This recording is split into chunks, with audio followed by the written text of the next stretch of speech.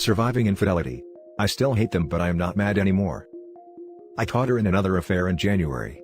She was also messaging another 2 men but hadn't met with them, yet she broke down a few nights later about how she hated being in the house with us, me and 2 kids, and just wanted to leave. Her affair partner offered to let her move in. So, she left me and the kids. At this point, I despise him and what he is doing. He is also still married, and my soon-to-be ex-wife is living in the house with him, his wife, and his 2 kids. It ripped my heart out and hurt so bad for a while. But now I am just disappointed. He promises he will divorce her soon and marry my soon-to-be ex-wife. His wife is apparently unaware of this, and is allowing my soon-to-be ex-wife to stay because of false statements given to her about me being abusive, which is preying upon a past trauma his wife had. I have been told myriads of reasons why the affair happened. Everything from my medications make her think I don't find her attractive, to if I really cared, I would have searched harder for proof and not let her have the alone time she said she needed. And now I just don't care. She proves to me and the kids nearly daily that she still cannot be trusted and her priorities are her and her alone. She still wants to talk to me at night when her affair partner goes to bed and cannot talk because of his wife. She still tries to be physical with me, but I just feel nothing for her anymore but disdain. She wants to tell me about her day and I realized I don't care and it's boring. I don't value her opinion on any topic she wants to discuss. The only things I really listen to now are kid-related. She is also avoiding all of her friends and won't tell them anything, so they are reaching out to me. She gets upset at almost every change I make to my home. I have to remind her she doesn't live here anymore, and when I remind her that she left, I get told she felt like I was making her do it and doesn't understand why we couldn't keep on like nothing happened, since it was working fine for all those months. I am not sure where that leaves me at. I hate them, but I'm just too tired to be mad, or give a damn about most of what she is saying now. I don't know where to go from here. Edit. Thank you all for your input and advice. I am trying to do many of the things suggested and obviously there are parts I cannot mention. I have been talking to lawyers but can only go so far on that right now. I am documenting a lot. The kids are in therapy and I am getting some help and will be in therapy soon, for many of you all's advice. Now for the top comments.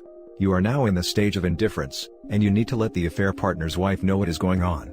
She is being used as you are and it is time to end the charade. They both deserve what is coming.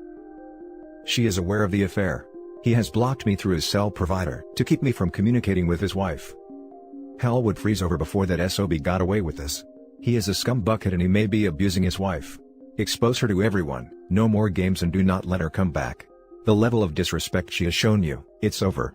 Karma is probably going to rain havoc on them both. Good luck. Stop talking to her at night. Tell her if she wants pillow talk, go to her AP. Her friends ask questions, tell them everything. Stop protecting her honor. Document the fact that she's abandoned her home, film yourself taking care of the house and the kids. It will help you in court when it comes time to discuss custody. I don't know where to go from here. Lawyer last month. Her friends ask questions, tell them everything. Stop protecting her honor. Biggest mistake everyone makes. There's catharsis in speaking out, and they already decided their reputation and relationships aren't worth more than their cheating partner. Not only is letting them skate while you suffer in silence unjust, it's letting them skate. They cared zero for your pain, but we always look to defend them from their choice to hurt us. Don't know why. On top of that, they invariably lie at your expense to protect their reputation if they know you won't say anything. Best case, it's a mutual breakup, and worst case, she's telling people you mistreat her, which is likely happening right now, considering she used it as a monkey branch, and by the time you say anything, it's too late. People always believe the first story they hear about a situation they aren't directly involved in. Thank you. This is insightful. Get a lawyer and start working on legal protections for you and your kids. She seems very erratic and doesn't have any of your interests at heart. It seems you're not happy with your situation, so a formal arrangement to share custody and separate finances etc. will be beneficial, because you can then go no contact with her, apart from co-parenting communications.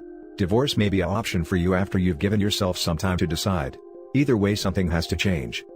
You will never heal with her in your face all the time. You need space, you need your own time for yourself. The prospects of her changing look bleak, mate. I hope you find healing and happiness with or without her in your life. It's about time you out your own happiness as a priority. We are in the middle of a bankruptcy and she had to specify a budget to them which included what insurance she covers and the child support she is paying me. They told me this will help me later as she has documented what she is currently doing, and will give a good basis for future action. She had to list what she contributes to affair partner's household. So I do have things documented. A lot beyond that too. Bankruptcy lawyer said no new lawyers right now, or it will muck that up. So we are both stuck. Now for the next story. She just won't go away. This is kind of a I need advice rant, inside post. My ex and I have been separated since May, divorced since September, and she somehow always finds a way to sneak into my life in one way or another. It's an email asking if I have something I forgot to pack months and months ago. 2 months ago, she had packages delivered here on accident, and we had to have a mutual friend pick it up. Now she has all of a sudden found out that we owe additional state taxes from 3 years ago when we were still married. Mind you, she's the one that cheated and wanted out of our marriage, but for someone who wants out of our marriage, she has done a good job of randomly appearing in my life. The second part is, she won't stop reaching out to my friends to talk, or hang out, or want to meet up. Obviously they let me know, but they are people who are only friends with her because of me. Why continuously hassle them? I cannot understand the thought process here.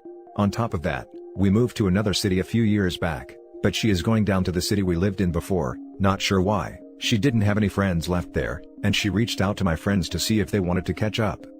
One of my best friends still lives there and she even reached out to here to catch up. This friend hasn't spoken to her since all the cheating stuff happened.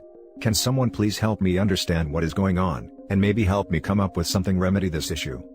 Also, every time she pops up, it makes me feel like I have taken 3 steps back. Which is very unfortunate, because I have made great strides in my journey of healing. Now for the top advice. Fairly simple, really OP. That grass that she thought was greener. Turns out that it tastes like crap. She's living a Groundhog Day life now. Every day is the same. Every time she opens her eyes in the morning, she's waking up to yet another karma day. That coworker whose D she couldn't get enough of. Just a distant memory now. Oh, for the good old days when her life was simple. What you have to do OP is to develop an attitude of total indifference. Don't react to anything. No communication. No conversation. Don't react in any way. Any reaction is just ego kibble for her. If something is mistakenly delivered, just post it to her parents. She'll get the message. She has blown it. End of. Good luck. My favorite saying about the greener grass is, the grass on the other side only appeared greener, because they weren't watering their own lawn. It is all about control. She no longer has any direct control over you. That won't stop her from trying. If she has no current information about you, it will motivate her to reach out to your friends. Every time she pops up, it makes me feel like I have taken 3 steps back. This is the whole point. She does not want you to move on. This is best explanation here and somewhat what I would have posted. OP, please read this because this what she is trying to do. It gives her validation that what she did was not that bad and keeps you tethered. She can't completely let go of you. It's like the analogy about the monkey with their hand stuck in a jar. If they let go they will be free, but to do so, they will lose what they are holding. It is not regret. It is selfishness and greed. Go no contact and let your friends know that you have done so. Tell them what she is doing is none of your business, and that you would appreciate it if they don't share anything about you should they choose to talk to her. If more packages come, return to sender. My ex would do this as well in the 2 months immediately after I moved out. Where's the household _ item? How do I reset the router? Could you come over and help me move the entertainment center? I finally replied with words to the effect of, how do you sleep at night? You cheat on me for 6 years, and when you're caught, you make up lies about how it's all my fault. You call 911 on me, you tell the kids I was physically abusive, yet, you can just call me up and ask me to help you with the household. And you feel no guilt about this at all? Never got asked again after that. Next story. A little reflection and optimism. This May will mark a year since finding out that my ex-wife was in an affair with an old crush for over a year, and exed at another a guy before that. We were in a dead bedroom the entire marriage. I planned on leaving on my own if it didn't get better. She kept it affair going at his place, and our place. Unprotected action, and a pregnancy scare. She even let the loser play a specific game on my PS4, that I bought just for her. She hid everything through 6 months of marriage counseling. She tried apologizing repeatedly, but enough was enough. I filed immediately. The divorce was ugly. She became rude after finding out that we wouldn't be splitting assets. I paid for everything myself before marriage. The divorce finalized in September. I struggled for a long time. I'm grateful for my family, friends and therapy that helped me get to where I am today. I was no contact for almost 6 months until she messaged me right before New Year's. She said that she wanted to apologize again, and she never meant to hurt me. She asked for my forgiveness again. Finally, she said that I'm a good man, and not to let the pain of her betrayal ruin my next relationship. I didn't respond. I won't lie, that message knocked me back down for a while. I've done a lot of thinking since getting that message. We had so many great times together, despite the dead bedroom. I really thought she was my soulmate. I did everything for her. Looking back, I realized that she had issues, and I learned a lot from this mess. This is her loss. Can't believe that I put up with lies in a dead bedroom for years. I'm extremely embarrassed about being so naive, but it is what is it. Fast forward to today, I would say I'm doing much better. I moved back home to save for my first house. I got a promotion at my job. I'm working on dropping my quarantine pounds. I've been on a few great dates. Sometimes, I look back and think of the good times I had with my ex. The future we could have had. I thought I was treating her so well. I cooked, helped her travel more, bought her nice stuff, etc. My women relatives, friends and therapist all say that I'm a gem when it comes to the current selection of men. I wouldn't go that far lol, but I did my absolute best to make my ex happy. I'm looking forward to improving myself and reaching my goals. One day, I hope I find someone genuine who will show me what a normal relationship is supposed to feel like. Until then, I'm enjoying the single life. Hang in there, everyone. Now for the top comments. Good job on not messaging her back. That's key. Don't involve yourself with her again. You may have had great times with her, but just let those be memories. Congratulations for coming out on the other side with such a positive attitude. Good on you for not responding to your ex's message. She was probably hoovering and trying to get some sort of validation/reaction/absolution from you. I also like that you have incorporated the concept of radical acceptance, or it is what it is, in your healing process. I think posts like yours will help a lot of people still struggling with the betrayal and the end of their relationships. Best of luck to you, your future looks bright. Good on you. You should be really proud of yourself and where your life is going. You grabbed the bull by the horns. Don't beat yourself up about your naivety. I'd call it going into a relationship in the best of intentions just with someone who turned out to be the wrong person. I'm sure that you have learned a lot and won't let history repeat itself. Hindsight is 20/20, and I'm sure if you could replay that level again you would have done things differently.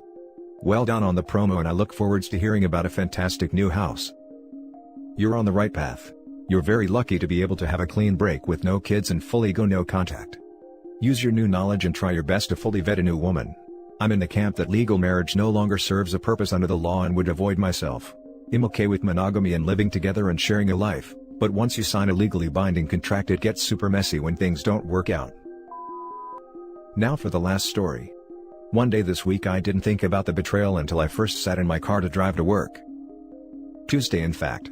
I woke up, brushed my teeth, got dressed, made my lunch for the day, had a cold glass of orange juice. It tasted funny because of the toothpaste, and then headed out. I locked the door, I slung my bag over my shoulder and I headed for my car. I opened the car door, I slung in my backpack over to the passenger side and I sat in the driver's seat. I closed the door, put my seatbelt on and turned on the ignition. Then it all came back to me. I was betrayed. I still hurt. It's okay. But you know what? For the first time in almost 3 months, it wasn't the first and only thing on my mind that morning when I woke up. In the half hour or so it took me to get to that point, I was relatively human again. I was able to unconsciously be normal for the briefest amount of time. It was great. I'd forgotten what that was like. I consider this a success. In our shoes, the small victories mean everything. Take them where you can. I hope you find a small victory somewhere this weekend and can share it with us all. I think it'd be good to share them and inspire others to know that we are doing okay. No matter how small or insignificant that victory may be. I saw my cheating ex at Best Buy retail store cause obviously electronic fries is closed for good. I was there to buy computer equipment. As I passed by her to check out, she looked miserable and I totally ignored her like if she was a ghost. I guess a small victory for me? That's a victory in itself. I had a similar thing happen a few years ago where I was cheated on by an ex and I bumped into them at the store. They looked miserable and me being me, went over to talk to them. It's a horrible cycle to be in. You did great by just walking away. That sounds pretty great. Progress. I hope to get to that point, myself, someday. The car journey to and from work used to be my torment. It was the one place there I was truly alone and didn't need to pretend anything. It was awful. Even had to give up my car in the end as it was a guilt present and brought it all back. I'm glad you were making those small steps. They get bigger and then before you know it you're running a marathon. It's almost exactly 2 years ago for me my life crashed. I gave him another chance, which was the worst time of my life before discovering he had not ended it 6 months later. This time last year, waiting for the divorce, finalized in July, I am now finding myself again and so much happier. 1 year post-divorce this year. One thing I will say is never compromise and put yourself first. Good luck. I think this is why it hit me as soon as I entered the car. The car journey to and from work is a blessing and a curse at times. I've made so much progress in these journeys. I have so much farther to go though, through self-reflection, and thought that I probably should be grateful for, but some days they are really hard. Did you ever find yourself driving with no radio/music playing because you were so in thought, and not thinking of the silence because in your head, it was so loud and full of worry and uncertainty? I've had it happen so many times and it shows just how much these betrayals affect us deeply. Nothing else matters when you are so deep in thought. I hope you are doing okay. Thank you for your kind words. And that's it for this video guys. If you have thoughts to share, leave a comment below. Don't forget to hit like and subscribe if you like this content. I'll catch you in the next one. Good day everyone.